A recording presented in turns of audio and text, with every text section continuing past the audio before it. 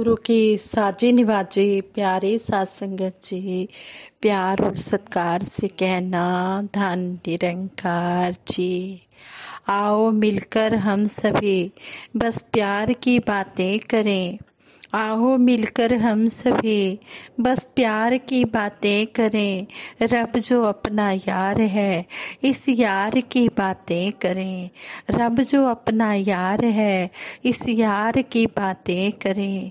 प्यार अल्लाह, प्यार ईश्वर, प्यार है परमात्मा। प्यार अल्लाह, प्यार ईश्वर, प्यार है परमात्मा। क्यों बने फिर अलग सब, एक सार की बातें करें। क्यों बने फिर अलग सब, एक सार की बातें करें। साध संगत जी, कितना सुंदर हमें इस कविता द्वारा समझाया गया है कि हम हमेशा प्यार की बातें करें। हम मुख से मीठे वचन बोलें। तुलसी मीठे वचन ते सुख उपजहु और, वशीकरण एक मंत्र है तज दे वचन कठोर। ये प्यार की भाषा तभी बोली जाती है जब मन में पूरी तरह से मिठास होती है, जब कर्मों में पूरी तरह से प्यार होता है। तुलसीदास जी भी इस दोहे द्वारा हमें समझा रहे हैं कि मीठे वचन बोलने से चारों ओर से सुख ही सुख मिलता है। यह दूसरों को वश में करने का मंत्र है। इसलिए हे मानव, तू कड़वे वचन बोलना छोड़ दे। इन्हीं पर आधारित दासी आप जी के चरणों में विचार रखे कि आप जी ये विचार प्रवान करें। अगर कोई गलती हो जाए तो क्षमा करें। साध संगत जी, ये एक महात्मा अपने विचारों द्वारा बता रहे थे, कह रहे थे सर्दियों के दिन थे, मैं लद्दाख में तैनात था। बर्फबारी हो रही थी, चारों तरफ बर्फ की चादर सी बिछी हुई थी। बर्फ के कारण हम अपने बंकर में कैद थे। ठंड से बचने के लिए हमने आग जला रखी थी। आग धू धू कर जल रही थी, जिससे हमारे बंकर में हल्का सा शोर हो रहा था। इसलिए हम सभी ऊंची आवाज में बातें कर रहे थे। अचानक हमारे एक साथी ने क्वेश्चन किया, अच्छा मिश्र जी, यह बताइए कि सबसे अच्छी लैंग्वेज कौन सी होती है, सबसे अच्छी भाषा कौन सी होती है। माहौल से अलग ऐसा क्वेश्चन सुनकर मैं हैरान रह गया, परंतु सतगुरु को याद करते हुए निवेदन किया कि भाषाएं तो सभी अच्छी होती हैं, लैंग्वेजेस तो सभी अच्छी होती हैं। कोई भी लैंग्वेज, कोई भी भाषा खराब नहीं होती। बस उस भाषा या बोली में प्यार व मिठास होना चाहिए, क्योंकि कहा गया है कि मीठे वचन बोलने से सुख ही सुख मिलता है। 36वें संत समागम की पंक्तियां भी याद आने लगी कि हर कोई अपना बन सकता है अगर प्यार भी हो, सत्कार भी हो। प्यार भी हो, सत्कार भी हो में अवश्य ही मीठे बोल शामिल हैं। यदि बोल मीठे नहीं तो प्यार व सत्कार कहाँ हो पाएगा। किसी को प्यार सत्कार नहीं दे पाए तो सुख की कल्पना भी हम नहीं कर सकते। बोली अगर मीठी नहीं तो अपने भी पराये हो जाती हैं। अगर पीछे मुड़कर देखा जाए तो बड़ा पश्चाताप होता है, क्योंकि हम अपने कड़वे वचनों द्वारा अनेकों लोगों का दिल दुखा चुके होते हैं। कुछ समय तक खामोश रहने के बाद मेरे दूसरे फ्रेंड ने अगला क्वेश्चन पूछा। मैं तो बचपन से ही जो मुंह में आता है बोल देता हूँ, किसी की परवाह नहीं करता। मेरे मीठे वचन कैसे हो सकते हैं। मन ही मन इस निरंकार प्रभु को याद करते हुए मैंने कहा, भाई, मन, वचन और कर्म तीनों में निर्मलता, मिठास और पावनता लाने के लिए संतों का संग अर्थात लगातार सत्संग करना पड़ता है। भाई, आप मुझ में जो परिवर्तन देख रहे हैं वह सतगुरु की साथ संगत के पावन प्रभाव के कारण है। यही कारण है कि ऐसे गुरु का गुरसिख जंगल में भी मंगल महसूस कर रहा होता है। इतनी चर्चा के बाद मेरे फ्रेंड्स काफी खुश व संतुष्ट नजर आ रहे थे। मैं अब अपनी ड्यूटी पोस्ट की तरफ बढ़ने लगा। ध्यान आ रहा था कि यह प्रभु स्वयं अर्जुन बनकर क्वेश्चन करता है और स्वयं ही श्री कृष्ण जी बनकर आंसर भी दे देता है। मीठे स्वर में, मीठी आवाज में मेरे फ्रेंड्स गुनगुना रहे थे, कौवा किसका धन हर लेता, कोयल किसको दे देती है। कोयल मीठे वचन बोलकर, कोयल कोयल किसको दे देती है, केवल मीठे बोल सुनाकर सबको वश में कर लेती है। कौवा किसी का धन नहीं चुराता, लेकिन कोए की जो आवाज होती है वो मीठी नहीं होती, कड़वी होती है, इसलिए कौवा किसी को अच्छा नहीं लगता। लेकिन कोयल किसी को धन नहीं दे देती है, केवल मीठे वचन सुनाकर वो सबको अपने वश में कर लेती है। तो इस बात द्वारा हमें, इस घटना द्वारा हमें यही समझ में आया है कि हमने हमेशा मीठे वचन बोलने हैं। मीठे वचन बोलने से अपने आप को सुख भी मिलता है और दूसरे को भी सुख मिलता है। यहाँ भगत महापुरुष वचनों के द्वारा यही प्रेरणा देते हैं कि दातार की दी हुई इन दातों का हमने सदुपयोग करना है। ये प्रेरणाएं सत्संग में महापुरुषों के वचनों से मिलती हैं। इस प्रकार ये वचन बहुत मायने रखते हैं। वैसे तो बोलों से ज्यादा कर्म को ऊंचा स्थान दिया जाता है, लेकिन बोलों की एक लिहाज से अपने आप में बहुत ही कीमत हुआ करती है। एक बोल संवारने वाले और एक बोल बिगाड़ने वाले होते हैं।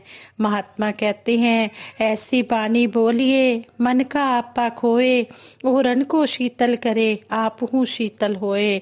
हम ऐसी बानी बोलें जिससे हमारे मन को भी ठंडक मिले और दूसरों को भी ठंडक महसूस हो।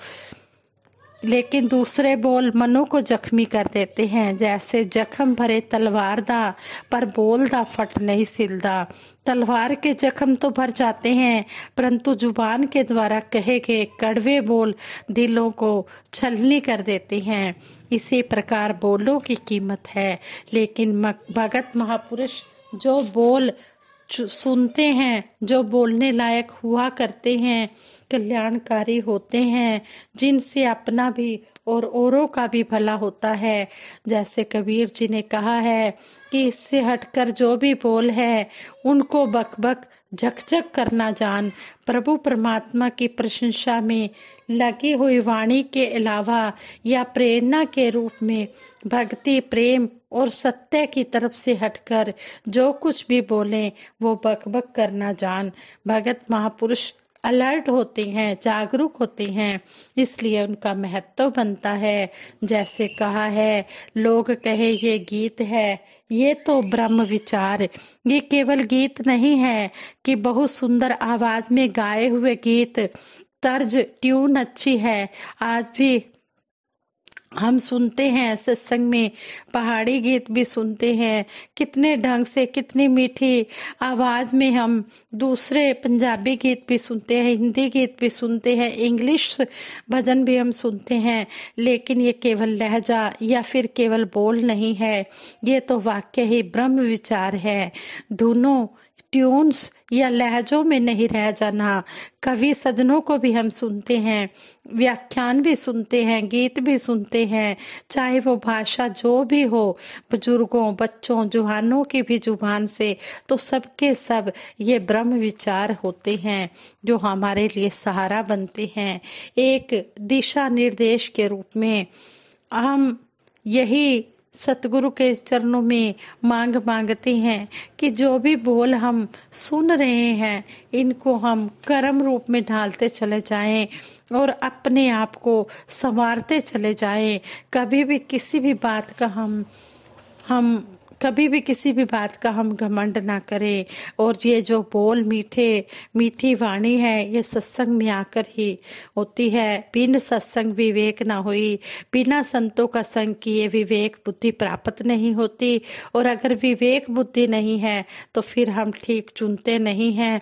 इतनी बात तो हम समझते हैं कि घरों में जो ठीक स्थान जिस वस्तु को देना चाहिए हम उसको वही स्थान देते हैं। अंगीठी है तो हम उसको रसोई में रखते हैं, कोयले हैं तो उन्हें अंगीठी के पास रखते हैं। कभी हमने ऐसा नहीं किया कि एक आलीशान कमरा और उसमें सुंदर बेड पर सुंदर बेड बिस्तर बिछाया हुआ है, उसके ऊपर हम अंगीठी रख दें, कोयले रख दें। नहीं, ऐसा नहीं करते हैं। अगर हम ऐसा करते हैं तो यही प्रमाणित होगा कि हम मूर्ख हैं। लेकिन हम ऐसा घरों में करते नहीं हैं। हमारी समझ इतना तो काम करती है। कहने का भाव कि इंसान यह समझ संतों वाली मत तू धारण कर ले तो तेरा लोक ही नहीं बल्कि परलोक भी सुहेला हो जाएगा। ऐथे मिलन वडियाइयां दरगह मोक्ष द्वार।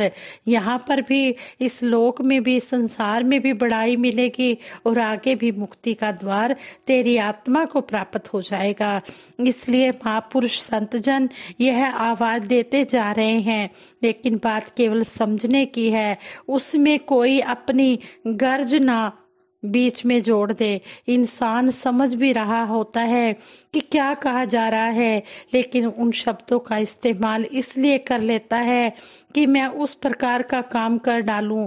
इस तरह इंसान इस संसार में विचरण करते हैं। शब्द तो शब्द हैं, उसी एक शब्द को इंसान कैसे सोचता है, यह अपनी अपनी समझ के ऊपर डिपेंड करता है कि किस तरह से उन शब्दों को हम लेते हैं।